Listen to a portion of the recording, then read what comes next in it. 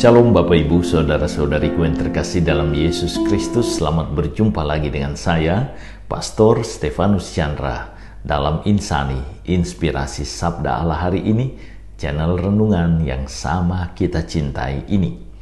Adapun tema renungan kita pada hari ini, 20 Juni 2022, adalah Janganlah Menghakimi. Mari kita awali permenungan kita ini dengan sebuah doa singkat. Dalam nama Bapa dan Putra dan Roh Kudus. Ya Yesus yang baik, terima kasih untuk hari baru. Terima kasih untuk undangan suci-Mu bagi kami pagi ini guna merenungkan sabda-Mu. Kemuliaan bagi-Mu bersama Bapa dan Roh Kudus. Allah memerintah kini dan sepanjang masa. Amin. Bapak Ibu, saudara-saudariku yang terkasih dalam Yesus Kristus, perikopa yang akan kita renungkan bersama pagi hari ini diambil dari perikopa Injil Matius pasal 7 ayat 1 sampai dengan 5. Mari kita bacakan bersama-sama. Hal menghakimi. Jangan kamu menghakimi supaya kamu tidak dihakimi. Karena dengan penghakiman yang kamu pakai untuk menghakimi, kamu akan dihakimi, dan ukuran yang kamu pakai untuk mengukur akan diukurkan kepadamu. Mengapakah engkau melihat selumbar di mata saudaramu, sedangkan balok di dalam matamu tidak engkau ketahui? Bagaimanakah engkau dapat berkata kepada saudaramu, biarkan aku mengeluarkan selumbar itu dari matamu, padahal balok ada di dalam matamu? Hai orang munafik, keluarkanlah dahulu balok dari matamu, maka engkau akan melihat dengan jelas untuk mengeluarkan selumbar itu dari mata saudaramu. Bapak Ibu, saudara-saudariku yang terkasih dalam Yesus Kristus, perikopa bacaan Injil hari ini menyajikan nasihat Yesus kepada murid-muridnya supaya mereka menjauhkan diri dari sikap menghakimi sesama. Mengapa? Karena tindakan menghakimi pertama-tama adalah hak istimewa Allah. Hanya Allah yang berhak menghakimi kita semua ciptaannya. Yang kedua, Yesus mau mengingatkan kita bahwa dengan menghakimi kita menetapkan standar tertentu dalam hidup kita. Standar tersebut bukan hanya menilai dan mengukur hidup orang lain, tetapi juga hidup kita yang menetapkan standar tersebut. Pertanyaannya kemudian, apakah kita telah hidup menurut standar yang kita tetapkan? Jika ya, maka standar tersebut menjadi kesaksian bagi kita dan orang lain bagaimana harus melaksanakan hidup sebagai manusia beriman. Buah kehidupan menjadi bukti dan inspirasi bagi sesama, tentunya bahwa kita baik kepada mereka dan kita baik terhadap apa yang kita percayai baik. Yang berikut, jika standar tersebut tidak bisa kita penuhi, maka apa yang kita katakan justru menjadi bumerang bagi kita.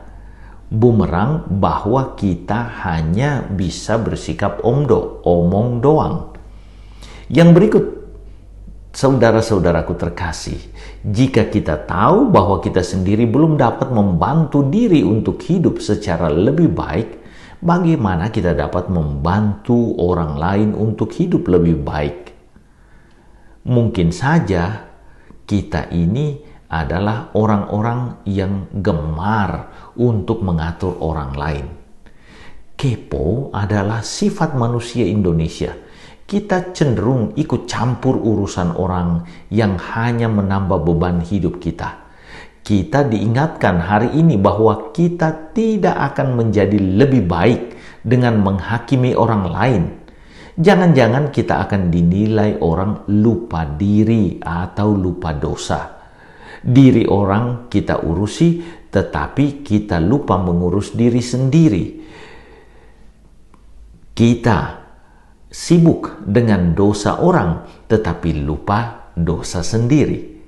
Yesus mengingatkan kita akan kelemahan dan dosa kita. Setiap manusia di bawah kolong langit ini memiliki kelemahan dan dosa, serta tanggung jawab pertama-tama dari kita semua adalah memperbaiki diri. Karena kita hanya dapat memperbaiki orang lain jika kita telah lulus dalam mereparasi diri kita. Karena dengan lulus dalam mereparasi diri, kita punya pengalaman untuk membantu sesama dalam memperbaiki diri mereka. Bahaya dari sikap menghakimi adalah menganggap diri lebih baik dari sesama. Padahal bisa jadi hal tersebut adalah pengalihan isu agar dosa dan kelemahan kita tertutupi. Bisa jadi sikap tersebut juga dilandasi oleh sikap benci diri atas kelemahan-kelemahan yang kita alami, sehingga penolakan terhadap diri dan kelemahan dialihkan kepada penolakan terhadap sesama yang kita lihat memiliki kelemahan yang sama dengan kita. Pendek kata, yang hendak dikatakan oleh Yesus kepada kita, marilah menerima diri sebagai sesama pendosa. Mari berjuang bersama menggapai keselamatan, memperbaiki diri tanpa memandang rendah sesama. Mari kita memperbaiki diri agar dapat memperbaiki sesama kita. Tuhan Yesus memberkati. Ya Yesus yang baik, terima kasih untuk nasihat-Mu pagi ini. Bantu kami untuk memperbaiki dan membaharui diri. Engkau yang hidup dan berkuasa bersama Bapa dan Roh Kudus, Allah memerintah kini dan sepanjang masa.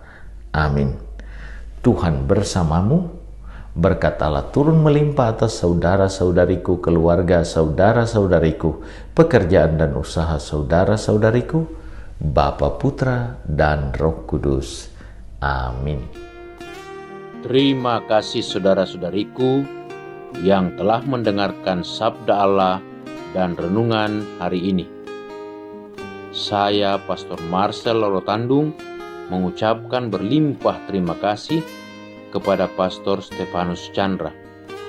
Semoga Pastor senantiasa diberkati Tuhan dalam setiap aktivitas dan pelayanannya. Amin.